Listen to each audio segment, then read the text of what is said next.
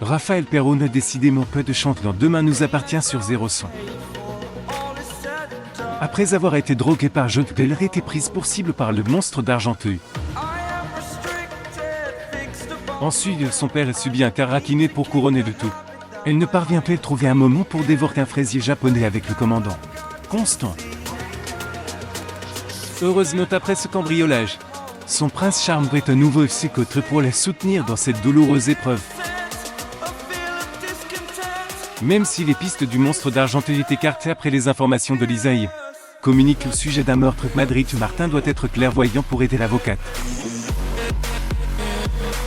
Il est motivé et te donner son attirance pour cette femme. Georges sourit lors d'une conversation avec Martin Franck Monsigny. Ce sourire traduit les volontés de taquiner son supérieur hiérarchique à ce sujet.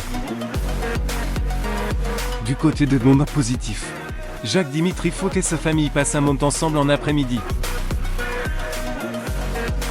Audrey Charlotte Gaxio sous le choc après le décès d'Almeuf s'assoit des tables. Jacques commence à parler du foulard de sa sœur Lisée puis de l'étage du pool de Job. Ce frère et sœur commencent à comprendre qu'il recouvrait les vues.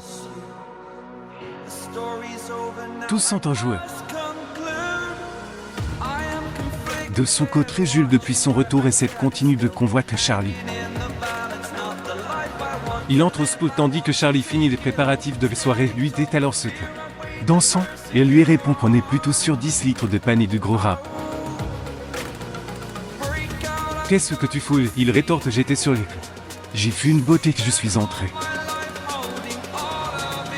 Nordine qui conduit une voiture rose est taguée de ce petit ami maintenant. Continue également de parler de son énervement contre Jules. J'ai soif que des choses s'enveniment mais Jules frappe Nordine Youssef Agal. Dans le même temps, François Emmanuel Moix découvre une photo de Charlie et Jules qui s'embrassent. Demain nous appartient à te retrouver du lundi au vendredi dès 19h10 sur TF1.